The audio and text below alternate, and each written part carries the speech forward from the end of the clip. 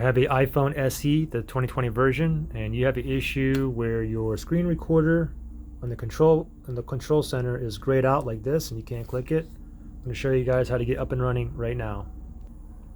So just really quickly, if I swipe up, you can see it's grayed out. Okay, now most of you guys, the reason why it's grayed out is because of this one setting. Okay, go ahead and go into your settings here, and then from the settings we're going to go to screen time. So scroll down, screen time is right here, tap on that. Now we're going to scroll down to where it says content and privacy restrictions, tap on that, and again we're going to click on right here, content restrictions.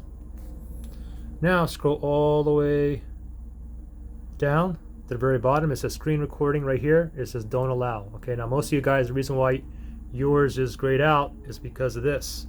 So let's turn this on to allow, and now we're back in business.